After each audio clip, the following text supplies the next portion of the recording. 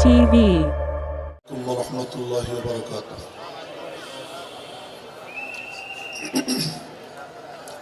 الحمد لله كفى وسلام على عباده الذين اصطفى خصوصا على أشرف الأنبياء وخاتم الرسل محمد المصطفى صلى الله تعالى عليه وعلى آله وصحبه الذين هم خلاصة العرب العرباء وخير الخلائق بعد الأنبياء. أما بعد فأعوذ بالله من الشيطان الرجيم. بسم الله الرحمن الرحيم. والضحى والليل إذا سجى ما ودعك ربك وما قلى وللآخرة خير لك من الأولى ولسوف يعطيك ربك فترضى ألم يجدك يتيما فآوى ووجدك ضالا فهدى ووجدك عائلا فأغنى فأما اليتيم فلا تقهر وأما السائل فلا تنهر وأما بنعمة ربك فحدث. آمنت بالله صدق الله مولانا العظيم وصدق رسوله النبي الأمي الكريم ونحن على ذلك من الشاهدين والشاكرين.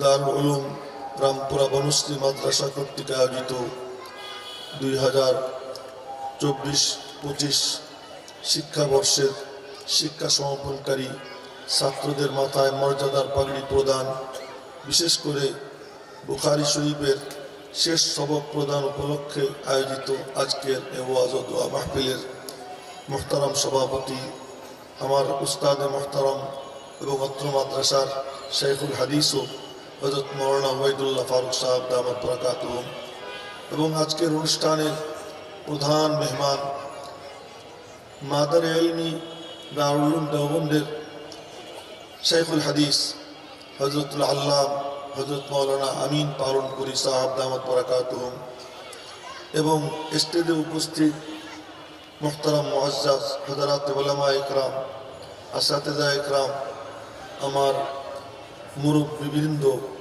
মাদ্রাসার শুভাকাঙ্ক্ষী হিতাকাঙ্ক্ষী ভাইয়েরা, বিশেষ করে তালেবানে উলুমে নবুওয়াত আমার নবীজির মেহমানরা এবং দূর দূরান্ত থেকে যারা শুনতেছেন পর্দার আড়ালের আমার মা ও বোনেরা, প্রথমেই বলবো আজকের অনুষ্ঠানের আসল মধ্যমণি কে? আজকের অনুষ্ঠানের মধ্যমণি দারুল উলুম দেওবন্দের সাহেবুল হাদিস সাহেব না, মাওলানা ওবায়দুল্লাহ ফারুক সাহেব নন, কেউ নন। আজকের অনুষ্ঠানের মধ্যমণি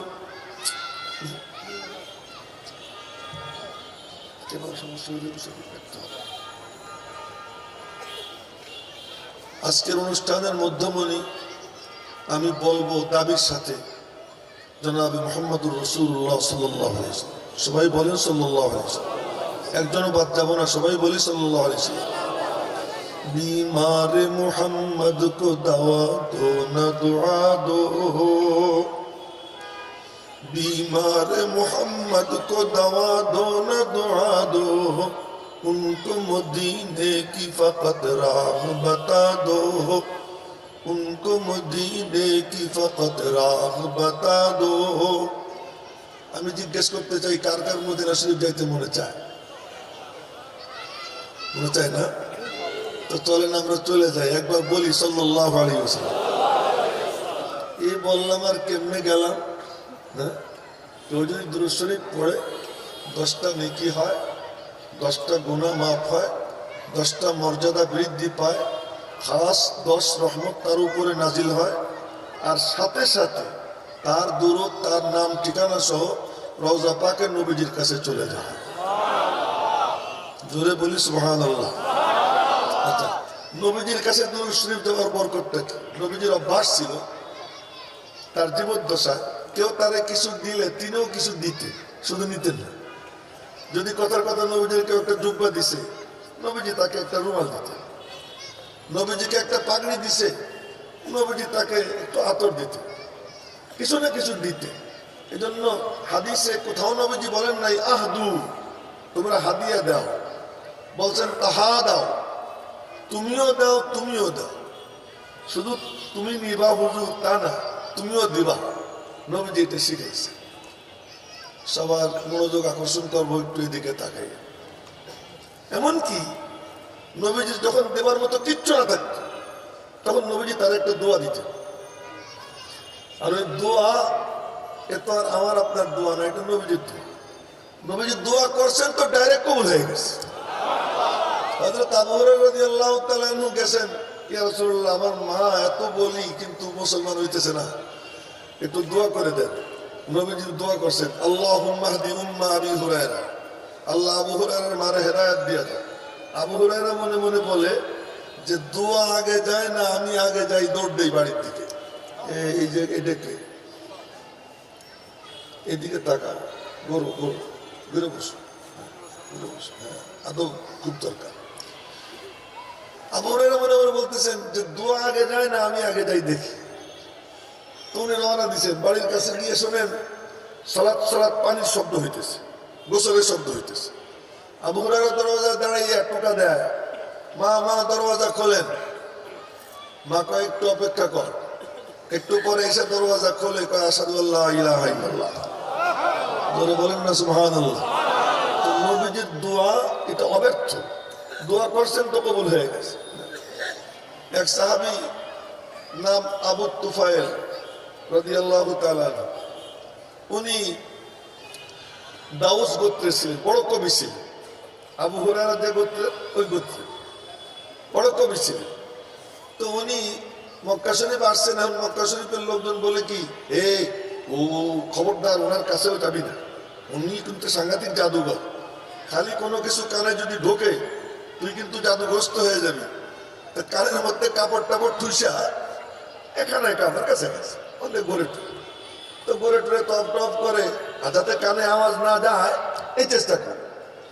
হঠাৎ করে একটু আওয়াজ কানে গেছে, আওয়াজ কানে গেছে, মনে মনে বলে আমিও তো কবি, তো শুনি দেখি কি কয়। কানের থেকে কাপড় খুললা শুনছে নবীজির তেলাওয়াত। আর একবার বলেন তো শুনি। আবার বলছে, শোনার পরে কয় যে আরে এ তো কোনো কবিতা টবিতা না, এত বানানো টানানো কিচ্ছু না, আপনি আমার কলেমা পড়াইছেন। বলে কি ইয়া রাসূলুল্লাহ, আমি তো যাবো দাওয়াত দিতে, আমার জন্য আল্লাহ একটা কারামতি দিয়ে দেন, দোয়া করে দেন। তো নবীজি বলছেন আল্লাহুম্মা ইজআল লাহু আয়াতান, আল্লাহ তুমি ওর জন্য একটা কারামতি দিয়ে দাও। দোয়া করে দিছেন, উনি রওনা দিছেন। তো বাড়ির কাছাকাছি যখন গেছে, সন্ধ্যা হয়ে গেছে, ওনার কপালের এখানে লাইট জ্বলে উঠছে। মরম করে দেখতেছি, সুবহানাল্লাহ, ভালো করে কয় না কেন, বলেন সুবহানাল্লাহ।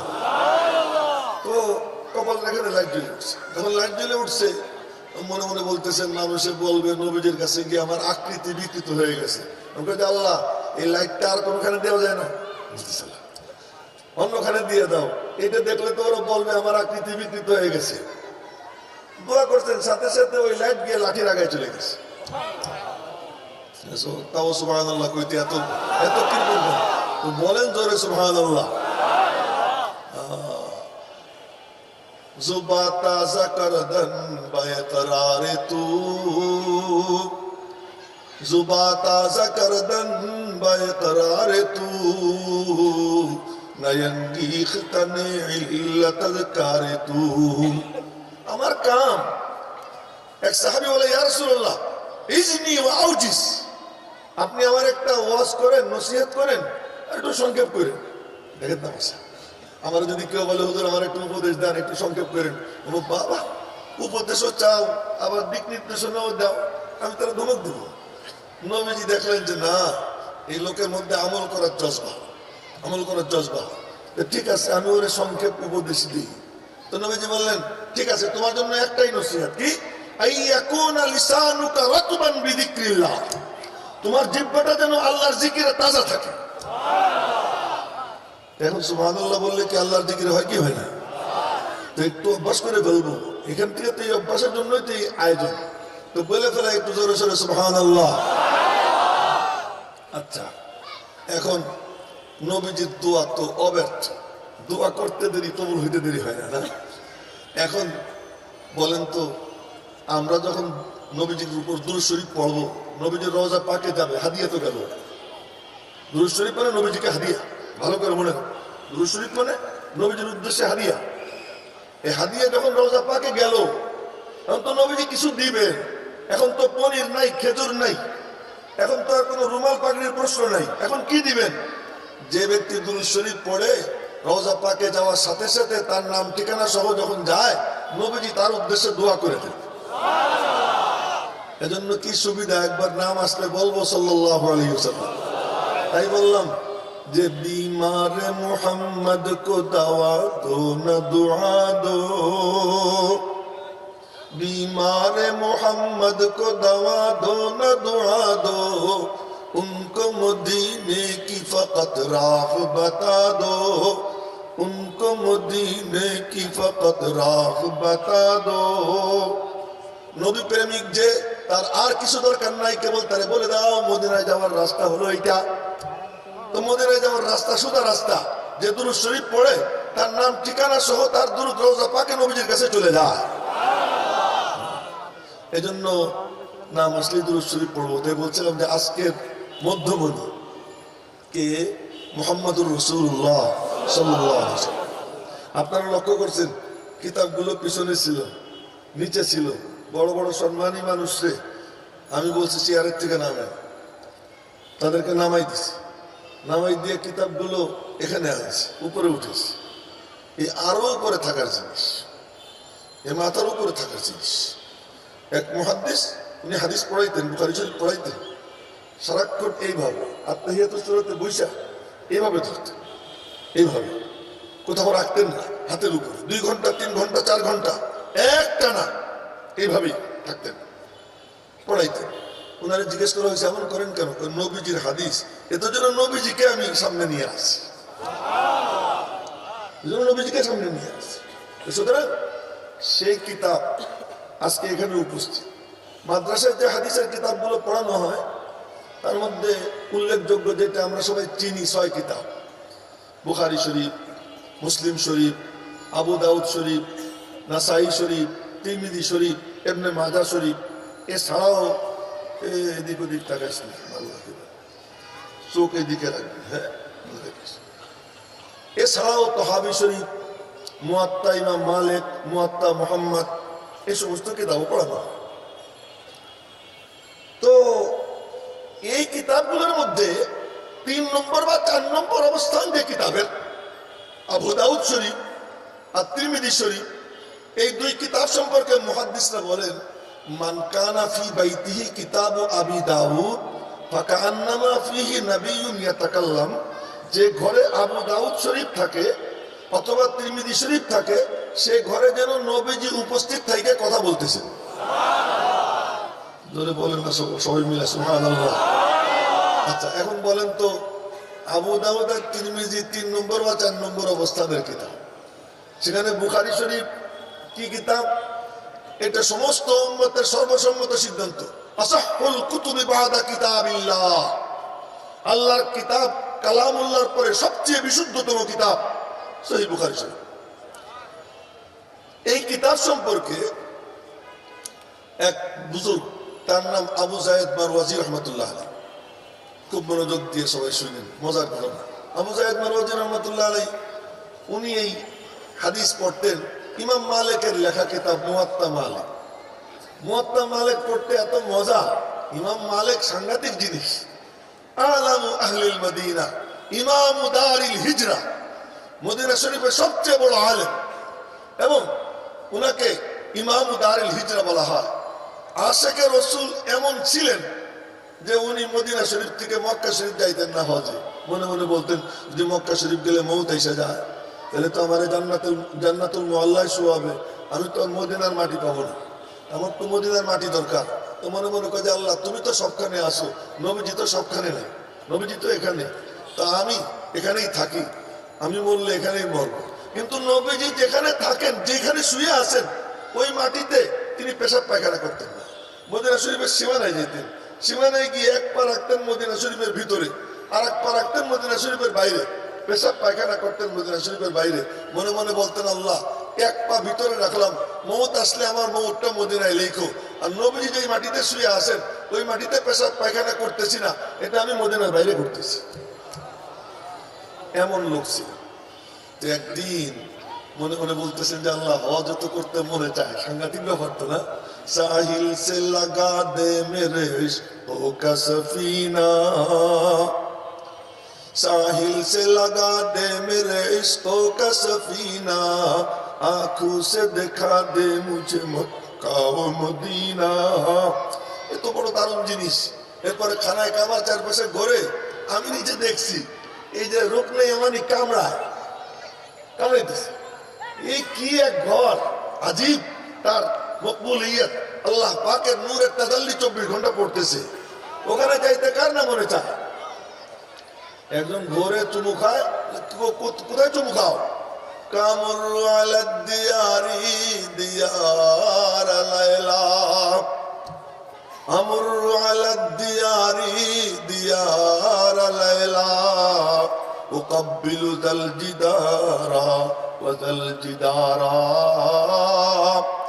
ওমা হুব্বুদ দিয়ারি শাগাফনা কলবি, ওয়ালাকিন হুব্বু মান সাকানাদ দিয়ারা। আমি ঘরের চারপাশে ঘুরি, এখানে চুমু খাই, ওখানে চুমু খাই, তোরা মনে করিস পাথরে চুমু খাই? না না না, আমি আমার মালিকের কুদরতি হাতে চুমু খাই। এটার জন্য আল্লাহ পাকের হাতে চুমু খাইতেছে। এটা এক সাংঘাতিক জায়গা। তো ইমাম মালিক রহমতুল্লাহ মনে মনে বলেন, আল্লাহ, তোমার ঘরের কাছেও তো যাইতে মনে চায়, একটা রাস্তা করে দাও। দোয়া করতে করতে একদিন স্বপ্নে নবীজিকে দেখতেছে। নবীজিকে পাইয়ে বলতেছেন, ইয়া রাসূলুল্লাহ, আমার আর হায়াত কতদিন আছে? যদি কথার কথা 2 বছর 3 বছর থাকে, 1 বছর থাকে, তাহলে এক ফাঁকে হজ করে আসবে। তো নবীজি বললেন, মালিক, আমার হাতের দিকে তাকাও। এরকম হাতটা ধরে 5 আঙ্গুল ছড়াইয়া বললেন, আমার হাতের দিকে তাকাও।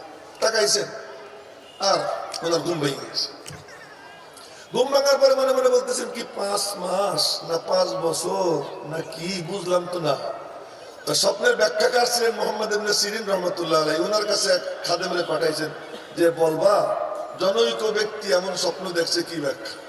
আমাদের তো কেউ স্বপ্ন একটা দেখে ফেললে, আমি নবীজিরে দেখছি, নিজেরে ই করে। উনি নিজেরা গোপন করার জন্য বললেন যে, বলবা জনৈক ব্যক্তি দেখছে, কি ব্যাখ্যা? তো উনি গিয়ে বলছে ওই খাদেম, জনৈক ব্যক্তি এমন স্বপ্ন দেখছে, কি ব্যাখ্যা? কে? তো মনে করেন আমি। তো উনি বললেন, তোর মতো কমিনা নিয়ে এই স্বপ্ন দেখবে, তোর মতো কমিনা এই স্বপ্ন দেখবে। এই স্বপ্ন দেখলে দেখবে কোন বড় আলেম। আর মদিনা শরীফের বড় আলেম তো ইমাম মালিক, মনে হয় ইমাম মালিকই দেখছে, মুহাম্মদ ইবনে সিরিন রহমাতুল্লাহ আলাইহি বলতেছে। এখন তো উনি নাম দেয় না ফেলাইছে। তো বলে যে, দেখ, নাম না বললে ব্যাখ্যা দিব না। তো গিয়ে বলছে, হুজুর, নাম তো বলিনি, উনি বুঝে ফেলেছে, নাম না বললে ব্যাখ্যা দিবে না। কাজা তাই বলে নাম বলার পরে বললেন, আরে নবীজি বলছেন আমি জানি না। নবীজি বলছেন আমি জানি না। এই 5 আঙ্গুল দেখাইয়া ওই আয়াত, ইন্নাল্লাহা ইনদাহু ইলমুস সাআহ ওয়া ইউনাজ্জিলুল গায়স ওয়া ইয়ালামু মা ফিল আরহাম ওয়া মা তাদরি নাফসুম মাযা তাকসিবু গাদা ওয়া মা তাদরি নাফসুম বিআইয়ি আরদিন তামুত। 5 জিনিসের ইলম কেবল আল্লাহ পাকের আছে, আর কারো নাই। তার মধ্যে একটা, কে কখন কোথায় মারা যাবে এটা কেবল আল্লাহই জানেন, আর কেউ জানে না। তা আমিও জানি না, নবীজি তাই বলছেন। নবীজি তাই বলছেন, আমি জানি না। ইমাম মালিক আর হজে যাইতেন। এই ইমাম মালিক রহমতুল্লাহ আলাইহি উনি এক কিতাব লেখছেন, ওই কিতাবের নাম মুয়াত্তা ইমাম মালিক। ওনার কিতাবের সনদ কি? যেমন মনে করেন এই বুখারী শরীফে আজকে যে হাদিস পড়ানো হবে, এই হাদিসের সনদ ইমাম বুখারীর থেকে নবীজি পর্যন্ত 5 সিঁড়ি।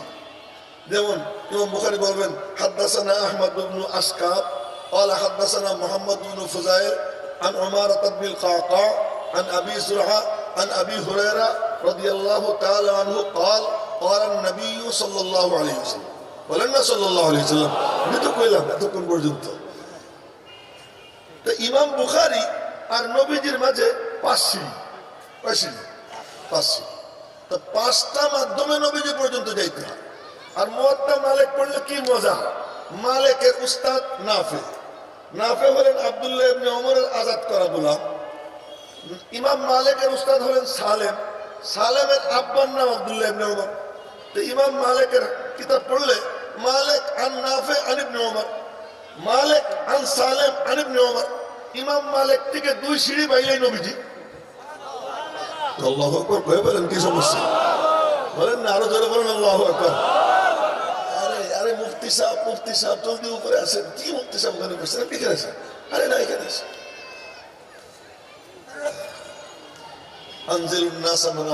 আমাদের মাদ্রাসার প্রধান মুফতি, মুরব্বী, আমার সাথী, বহুত বড় আলেম। তো লক্ষ্য করেন যে কথা বলতেছিলাম, মাত্র 2 সিঁড়ি। আচ্ছা বলেন তো, 2 সিঁড়ি বাদ দিয়ে কেউ 5 সিঁড়ি বাঁধে? 2 সিঁড়ি বাদ দিয়ে কেউ 6 সিঁড়ি বাঁধে? আমি নবীজি পর্যন্ত যাইতে পারতেছি 2 সিঁড়ি দিয়া, সেখানে কেন আমি 5 সিঁড়ির দিকে যাব? সেখানে কেন 6 সিঁড়ির দিকে যাব? বুখারী শরীফে মাত্র 22 জায়গা 3 সিঁড়ি আছে। কয় জায়গা? মাত্র 22 জায়গা। বাকি সব জায়গায় কমপক্ষে 4, এরপরে 5, 6 আছে বুখারী শরীফে। তাই এখন ওই আবু সাইদ মারওয়াজি উনি মুয়াত্তা মালিক পড়তেন। একদিন স্বপ্নে দেখেন নবীর সঙ্গে দেখা। একটু সুবহানাল্লাহ কইলেন। নবীর সঙ্গে দেখা হওয়ার পরে নবীজি বলতেছেন, হে আবু সাইদ, জি ইয়া রাসূলুল্লাহ, ইলা মাতা তাকরাউ কিতাব মালিক আলা তাকরাউ কিতাবি, তুই কতদিন পর্যন্ত মালিকের কিতাব পড়বি, আমার কিতাব পড়বি না? আমার কিতাব পড়বি না নবীজি? এই কথা বলতেছেন, আমার কিতাব? বলি ইয়া রাসূলুল্লাহ, আপনার কিতাব কোনখান? আমার কিতাব মুহাম্মদ ইবনে ইসমাঈল বুখারীর কিতাব আমার কিতাব। জোরে বলেন না সুবহানাল্লাহ। যেই কিতাবকে নবীজি নিজের কিতাব বলেন, আবু দাউদ শরীফ যদি কোনো ঘরে থাকে, আবু দাউদ, সুবহানাল্লাহ, এই কিতাব এর লেখক যুবক, ইয়াং, উনার জামানার এক বড় বুজুর্গ উনার দরওয়াজায় গিয়ে টোকা দিছেন। উনি এসে দরওয়াজা খুলছেন, ইমাম আবু দাউদ দেখেন যে বড় বুজুর্গ।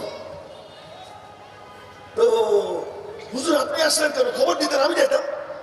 না বাবার দরকার তো আমার, তাই আমি আইছি। আসেন, ভিতরে আসেন। না, ভিতরে আসবো না যতক্ষণ না তুমি তোমার ওই জিহ্বাটা বের করে দিবা, যে জিহ্বা দিয়ে তুমি নবীজির হাদিস বর্ণনা করো।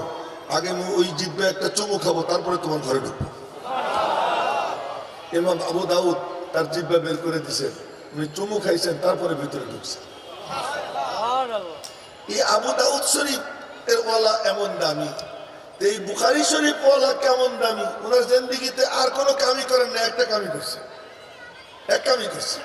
এই হাদিস সিনার মধ্যে নিয়েছেন, নেওয়ার পরে এইটা নিয়েই পড়ে থাকছেন। যা লিখতে ওনার সময় লাগতো, কথার কথা 1.5 মাস 2 মাস, সেই কিতাব লিখতে সময় লাগাইছেন 16 বছর।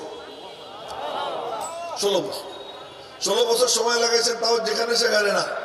মক্কা শরীফ, মদিনা শরীফ 2 জায়গায় লাগছে। কোন সময় হাতিমে কাবার মধ্যে বৈশা, মিজাবে রহমতের নিচে বৈশা, কখনো হজরে আসওয়াদের সামনে বৈশা, কখনো মাকামে ইব্রাহিমের পাশে বৈশা, যখন যেখানে মনে চাইছে ওখানে। যেদিন লেখতেন, যে হাদিস লেখতেন, ওই দিন রোজা রাখতেন। এবং রোজা যে রাখছেন কাউকে জানতে দিতেন না। খাবার নিয়ে দিত, খাবার রেখে দিতেন, অন্য কাউকে খাওয়াই দিতেন। ওরা তো জানতো খাবার দিয়ে আসছে, কিন্তু উনি খাবার খাইতেন না।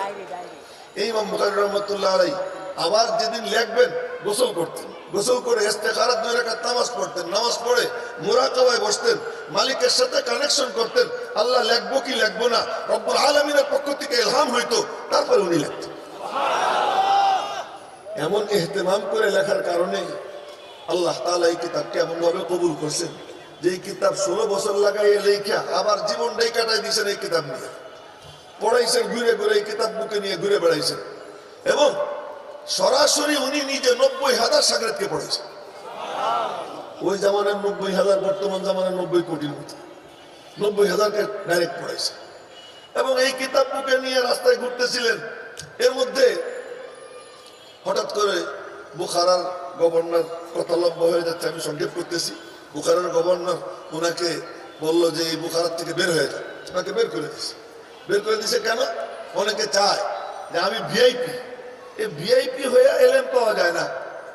এলএম পাওয়া যায় সাধারণ কাতারে মিশে গেলে एक ही सब में खड़े हो गए महमूद अयाज एक ही सब में खड़े हो गए महमूद अयाज न कोई बंदा रहा न कोई बंदा नवाज কোনো আমির আর গরিবের পার্থক্য নাই কোনো বাপ বেটার পার্থক্য নাই কোনো প্রশাসকের ছেলে আর সাধারণ রিকশাওয়ালার ছেলের মধ্যে কোনো ব্যস্তক নাই একই মজলিসে বসে যাবে এজন্য যারা ভিআইপি প্রতিষ্ঠানে দেয় ওখান থেকে দিনের খাদেম তৈরি হয় আর ভিআইপি প্রতিষ্ঠানওয়ালা যদি আমার উপর রাগ হয় আমার কিচ্ছু করার নাই ভিআইপি প্রতিষ্ঠান যেগুলো সেখান থেকে দিনের খাদেম তৈরি হয় না দিনের খাদেম তৈরি হয় যেখানে ডাইলের পানি খায় আর এই গরিবদের সঙ্গে মিশে থাকে আল্লাহ পাকের গরিবদেরকে বড় পছন্দ ধরে বলেন না সুবহানাল্লাহ গরিবদেরকে বড় পছন্দ এতিমদেরকে বড় পছন্দ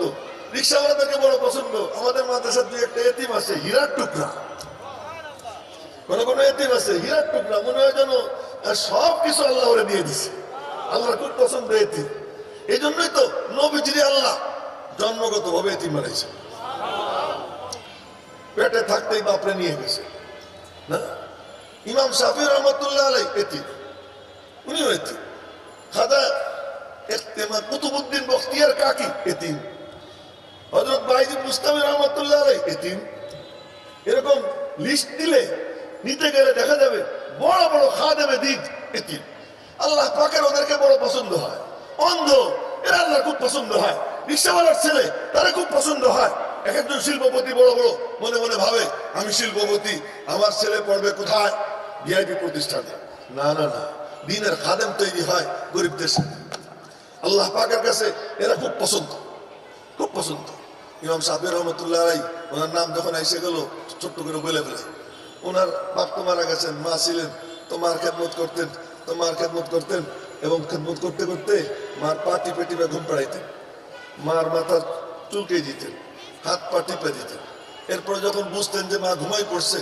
মার পায়ের তলায় চাটা দিতেন টিপে দিয়ে পায়ের তলায় চাটতেন তো একদিন মনে করছেন মা ঘুমাই পড়ছে মনে করে পায়ের তলায় চাটা দিছে মা লাভ দিয়ে উঠছে কিরে বাবা কি করিস কেন মা আমার পায়ের তলায় চাটা দিলি না আমি তোমার পায়ের তলায় চাটিনি বলে কোথায় চাটছিস নবীজি বলছেন ইন্নাল জান্নাতা তাহতা আকদামিল উম্মাহাত জান্নাত মায়েদের পায়ের নিচে আমি আমার জান্নাতে চাটা দিলাম তোমার পায়ের নিচে কোথায়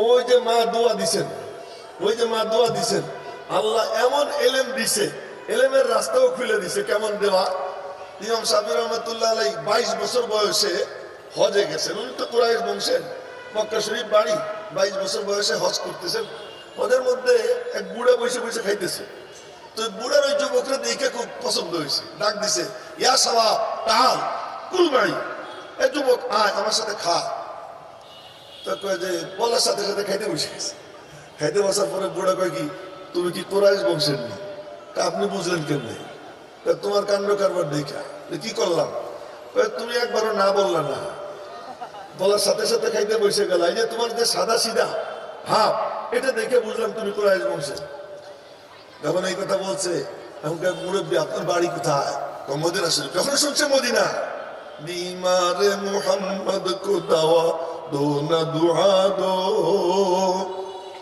बीमार मोहम्मद को दवा दो न दुआ दो उनको मदीने की फकत राह बता दो उनको मदीने की फकत राह बता दो इमाम शाफिर भीतर लाभ দিয়ে উঠছে না ইতে উঠছে মদিনা আহা আমার একটু নিয়ে যাবেন নি মদিনায় কেন মদিনায় কেন যাইতে চাও ওখানে একজন ইমাম আছেন ইমাম মালিকের কাছ থেকে আমি নবীজির হাদিস শুনতে চাই আমার একটু নিয়ে যাবেন একদম কাকতি মিনতি করে আমার একটু নিয়ে যাবেন বুড়া কয় কি হ্যাঁ বাবা আমাদের সাথীদের একজন মারা গেছে তার উটটা খালি যাবে তোমার ওই উটে করে নিয়ে যাবে তো নিয়ে গেছে 16 দিন লাগছে মক্কা শরীফ থেকে মদিনা শরীফ যাইতে ইমাম শাফি রহমতুল্লাহ ওই 16 দিন উটের পিঠে বসে 16 খতম করার শরীফ পড়ছে জোরে সোরে সবাই বলে ফেলে সুবহানাল্লাহ যে যত উপরে উঠছে উপরে উঠার বর্তমান সিঁড়ি হলো আল্লাহ পাকের কালাম এই কালামকে যে যত বুকে নিছে, এই যে যত পড়ছে, এটা যে যত মহব্বত করছে, আল্লাহ তাকে তত উপরে উঠেছে। জন্য সাহাবীদের মধ্যে আবু বকরের ধারে কাছেও কেউ নাই। কেন? আবু বকর সিদ্দিক কোরআন শরীফ পড়া শুরু করলেই তার দু চোখ দিয়ে পানি, যেমন মজাদার আওয়াজ তেমন চোখের পানি, কান্না, আওয়াজ চতুর্দিকে যাইতো পঙ্গপালের মতো। আবার বৃদ্ধ বনিতা ঘরকে চারদিকে ঘিরে দাঁড়াইয়া শুনতো। আর ওরা কয় কি, এই কোরআন শরীফ বন্ধ না করলে তো আমরা ধ্বংস হয়ে যাব।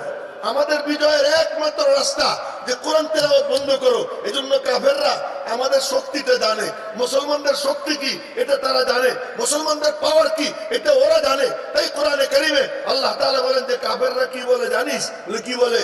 ওয়াকালাল্লাযীনা কাফারু লা তাসমাউ লিহাযাল কুরআন ওয়ালগাউ ফীহি লাআল্লাকুম তাগলিবুন।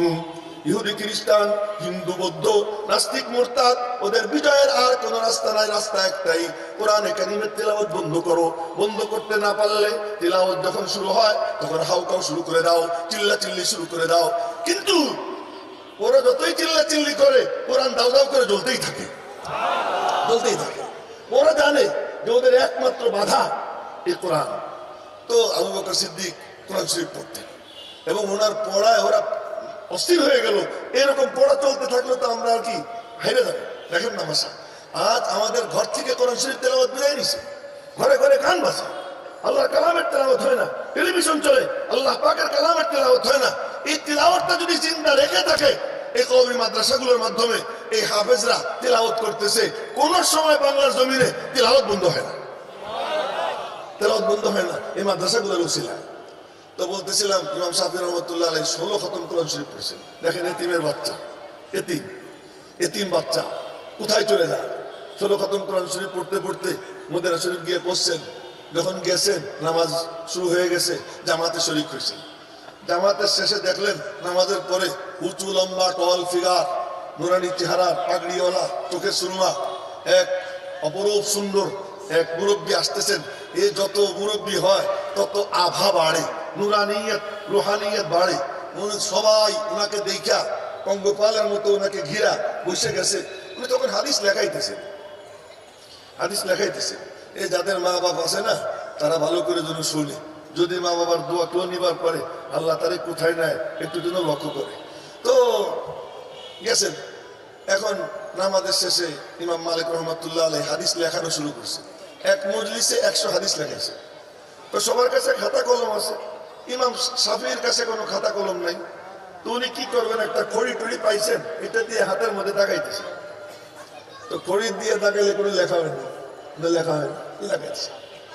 তো উনি সবাই 100 হাদিস লেখানো শেষ হওয়ার পরে ছুটি দিছেন, সবাই ওযু করতে গেছে। ইমাম শাফির ওযু ছিল, উনি বসে রয়েছেন। তো ডাক দিছেন, এই যুবক এদিকে আসো, কাছে গেছে। তুমি কি করতেছিলা?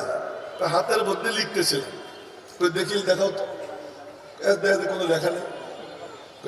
লেখা তো নাই। তো আমার কাছে তো কলম টলম নাই, কাগজ টাগজ নাই, সবাই লিখতেছে।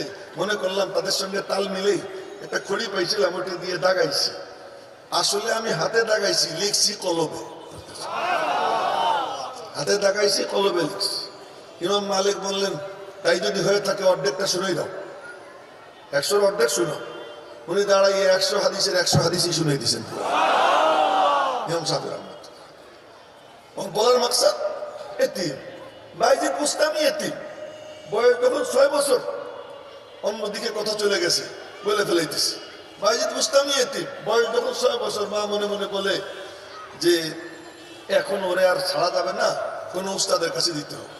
তো শুনছেন এক ভালো উস্তাদের কথা, তো তার কাছে গিয়ে বলছেন, উস্তাদ জি, এই ছেলেটাকে আপনার কাছে দিতে চাই, ওরে একটু আল্লাহর ওলি বানাইয়ে পরে আমার কাছে দিবেন, তার আগে দিয়েন না। ও অনেক আপনাকে জ্বালাবে ছুটির জন্য, কিন্তু ছুটি দিয়েন না। যাওয়ার সময় মুখ হলো বাড়ির দিকে আর পিঠ হলো হুজুরের দিকে। তো বলতেছে, উস্তাদ জি, আমার শেষ কথা তা হলো, আমারে ছাড়া তো থাকে নাই, এই প্রথম জীবনে আমি ছাড়া থাকবে, তো অনেক আপনারে জ্বালাবে ছুটির জন্য, কিন্তু ওরা ছুটি দিয়েন না। উস্তাদ বলছে, আচ্ছা ঠিক আছে, ছুটি দিব না, এই ওয়াদা করছে। এখন বাইজিদ বুস্তামি পিচ্ছি, 6 বছর। তো কয়দিন পর পরই মনে চায় মা, একা একা কান্দে। কিন্তু ওই যে মা বলে গেছে ছুটি চেয়েও না, ছুটি দিয়েন না। উস্তাদ বলছে ছুটি দিবেন না, ওয়াদা করছে, আর ছুটি চাইতে যায় না। একদিন আর টিকতে না পেরে পরে বলছে, উস্তাদ জি আমার একটু দিবেন ছুটি, যাবো একবার মারে দেখবো, এক নজর মারে দেখবো, দেখি চলে আসবো, আমি দেরি করবো না উস্তাদজি। উস্তাদজি দেখেন যদি ওরে ছুটি না দেই ওর দেল ভেঙে যায়, আর যদি ছুটি দেই তাহলে ওয়াদা ভেঙে যায়, ওয়াদাও ভাঙ্গা যায় না, দেলও ভাঙ্গা যায় না। মাসুম বাচ্চা এক শর্ত লাগাই দেয়, কিতাবের কথার কথা, মানে 100-150 পৃষ্ঠা, যা পড়তে সময় লাগবে 7-8 দিন, এরকম লম্বা সবক বললেন, এটা যদি আজকে শুনাইতে পারিস, এটা যদি আজকে শুনাইতে পারিস সন্ধ্যায়, তাহলে তোর ছুটি। তো সবক দিছেন, তো গিয়ে সবকের পরিমাণ দেখে কয় কি আল্লাহ এ তো সম্ভব না। পরে হঠাৎ মনে পড়ে কি আমার মা না বলছে আল্লাহ সব পারে, আমার উস্তাদ যিনি বলছেন আল্লাহ সব পারে, মা কতটা প্রভাব সৃষ্টি করতে পারে সন্তানের উপর। মা না বলছে যে আল্লাহ সব পারে, একা একা মসজিদে গিয়া ওই ছোট ছোট 2 হাত তুলে কয় যে আল্লাহ তুমি না সব পারো, আমার একটু মার চেহারা দেখতে মনে চায়, তো তুমি একটু আমার এই সবকটা মুখস্থ করাই দাও। এই দোয়া করছে, এই দোয়া করছে, এই দোয়া করে এরপরে আসছে, এখন কিতাব খুলছে, দেখে যে বাস তাকাই যাইতেছে, আর সব তার মুখস্থ, সব মুখস্থ। উস্তাদের কাছে গেছে, আসসালামু আলাইকুম রহমতুল্লাহ, উস্তাদ জি কি সবক শোনেন? উস্তাদ তো হতভম্ব, এই কেমনে সবক শুনবে? আমি তো ওরে শর্ত দিছি, এই সবক দিছিলাম এই জন্য যাতে শুনে চাইতে না পারে। এখন উস্তাদরে গিয়ে পুরো সবক শুনে দিছে, উস্তাদ হা করে চেয়ে দিছে, এখন তো ছুটি না দিয়ে পারে না, ছুটি দিছে। যা বাড়ির কাছে গেছে, গিয়ে দরওয়াজায় টোকা দিছে, আসসালামু আলাইকুম, আসসালামু আলাইকুম রহমতুল্লাহ। কে? আমি বাইজিৎ। কোন বাইজিৎ? মা আমি তোমার ছেলে। না না না, আমার ছেলে বাইজিৎ তো এ না, আমার ছেলে আসলে আমি টের পাবো, এটা আমার ছেলে না, আমার ছেলে বাইজিৎ আসলে তখন আমি বুঝবো যে বাইজিৎ আসছে। বুঝছে যে মা দরজা খুলবে না, ওখান থেকে চলে গেছে। উস্তাদের কাছে গেছে, উস্তাদ চেহারা দেখে বুঝছেন যে ঘটনা ঘটে গেছে। উস্তাদ বুকে নিয়ে জিজ্ঞেস করেছে, কিরে বাবা কি ঘটনা? তো মা দরজা খোলেন না। উস্তাদ আদর করে এরপরে বলতেছি, উস্তাদ জি আমি আবারও ছুটি চাবো হয়তো, কিন্তু আপনি আমার ছুটি দিয়েন না। পিছিয়ে বলতেছি, আমি আবারও ছুটি চাইতে পারি, আপনি আমার ছুটি দিয়েন না। উস্তাদ জি আর ছুটি তো আর দেয় না। দীর্ঘ 16 বছর, দীর্ঘ 16 বছর পরে উস্তাদ এক রুমে শোয়া, বাইজিদ বুস্তামি আর এক রুমে। এর মধ্যে উস্তাদ স্বপ্নে দেখতেছেন, নবীজি বলতেছেন বাইজিদকে খেলাফতের পাগড়ি পরাই দেন, খেলাফতের পাগড়ি পরাই দেন। উস্তাদ ঘুম থেকে উঠে অন্তদন্ত হয়ে ছুটে দরওয়াজার সামনে গেছে, গিয়ে দেখে বাইজিদ বুস্তামি সিজদায় পড়ে কাঁদতেছে, সিজদায় পড়ে কাঁদতেছে। সিজদার থেকে মাথা উঠেছে, আল্লাহ সুলতানুল আউলিয়া বানাই দিছে, সারা জাহানে ওলিদের সম্রাট বানাই দিছে, নবীজির পক্ষ থেকে খেলাফত এসে যায়। উস্তাদ নিজের মাথার পাগড়ি খুইলা বাইজিদ বুস্তামের মাথায় পাগড়ি দিয়া বুকের সঙ্গে জড়াই ধরে যাও এবার বাড়ি যাও। বাড়ি গেছে, বাড়ি গিয়ে সালাম দিছে। মা বলতেছে, বাবা একটু দাঁড়াও, একটু দাঁড়াও, একটু দাঁড়াও, আমি একটু কাজ সেরে নিই। মা ওযু করে 2 রাকাত শুকরানা সিজদা, সিজদায় শুকর আদায় করে এরপরে আইসা দরওয়াজা খুইলা বাইজিদ বুস্তামের বুকে জড়াই ধরে বলতেছেন, এবার না আমার বাইজিদ আসছে।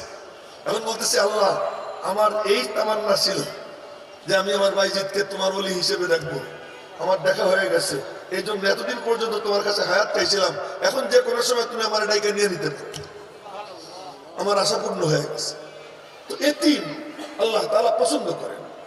তো ওই বুখারার যে গভর্নর, সেই ইমাম বুখারীকে বলল যে আমার ছেলেদেরকে আলাদা পড়াইতে হবে। ইমাম বুখারী বললেন, আমার নবীজির এলেম গোলাম হয়ে পড়তে হবে, শাগরেদ হয়ে পড়তে হবে।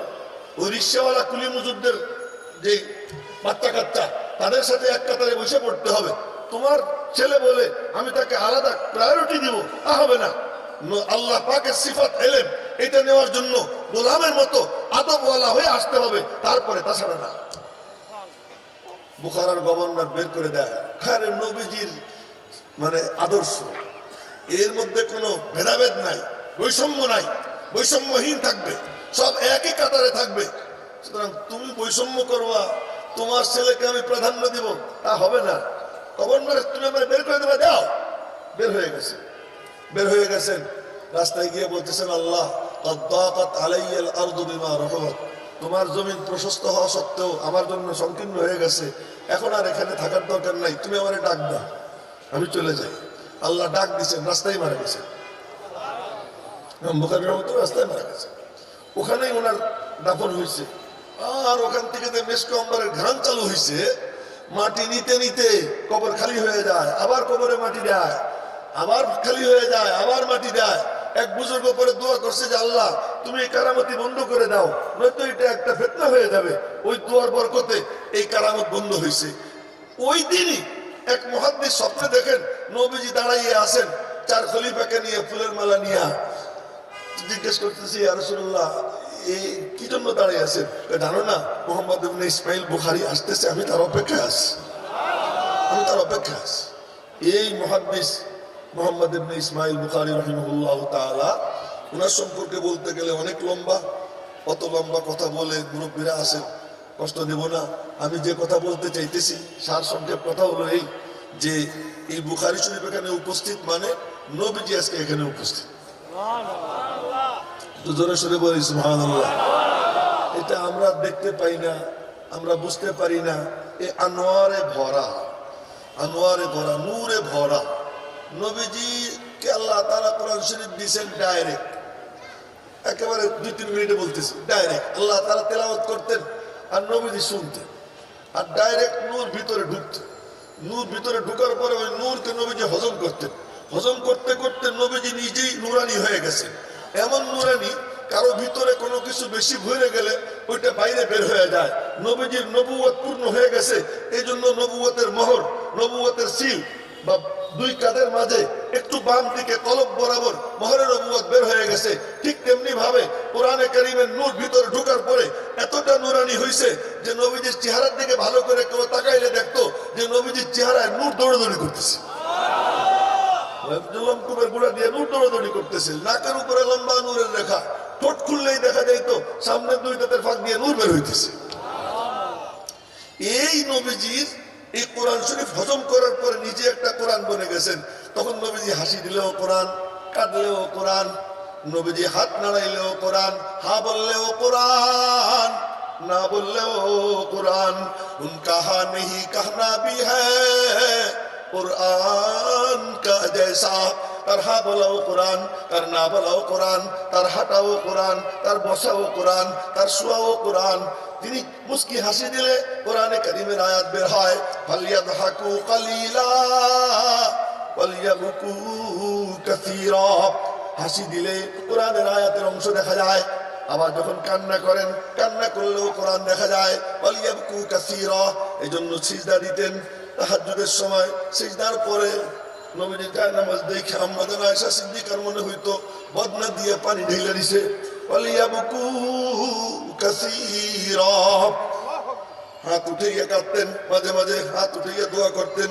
সিনার নিচে রাখা সুন্নত, হাতের তালু আসমানের দিকে রাখা সুন্নত, কিন্তু নবীজি সিনার নিচে রাইখা দোয়া শুরু করতেন।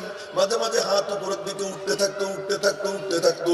উঠতে উঠতে এমন হইতো যে কাপড় পড়ে যায়, বগল মুবারক দেখা যায়। সাহাবা একরাম বলেন, হাত্তা রাআইনা বায়াদ ইবিতাই, এমনকি আমরা নবীজির বগলের শুভ্রতা পর্যন্ত দেখতে পাই। এমন অবস্থা হাত উপরের দিকে উঠে, মেরে মোহতারাম ভাইও তো কান্না করলে কোরআন দেখা যায়। হাত যখন উপরের দিকে উঠে তখন মনে হয় যেন মাওলা পাকের আরশে আজিমের খুঁটি দইরা নবীজি ঝুলতে আরম্ভ করে দেন। আলিয়াবহাকু কালিলা ওয়ালিয়াবকু কাসীরা। এখানেও কোরআন দেখা যায়, হাঁটলেও কোরআন, শুইলেও কোরআন, কথা বললেও কোরআন, কোরআনই কোরআন। ওই যে নবীজি যা যা বলছেন এটা রেকর্ড করার জন্য আল্লাহ তাআলা বাইরে রাখছেন ক্যামেরাম্যান। হাজার হাজার সাহাবী, এই হাজার হাজার সাহাবী এদের কাম কি? নবীজিকে ক্যামেরা বন্দি করা, চোখ দিয়ে ছবি তুলতেন, এই মোবাইল দিয়ে না, চোখ দিয়ে তুলতেন, চোখের ক্যামেরা, এই চোখের ক্যামেরা দিয়ে ছবি তুলতেন। আপনারা হাদিস পড়লে আশ্চর্য হয়ে যাবেন যে নবীজি হাদিস বর্ণনা করতে গিয়ে সাহাবী বলে কানা মুত্তাকিয়ান ফাজালাসা, ছিলেন হেলান দেওয়া, তারপরে বসলেন, সুজা হইলেন, নবীজির চোখের দিকে তাকাই, ইকরারাত আইনাহু, চোখ দুটো মনে হয় যেন বের হয়ে আসবে, ইহমাররাত ওয়াজানাতাহু, গন্ডদয় মনে হয় রক্তিম, ইহমাররাত ওয়াজানাতাহু ওয়ান্তাফাকাত আওদাজুহু, গলার রগগুলো ফুলা। আরে মনে হয় যেন চিত্রশিল্পী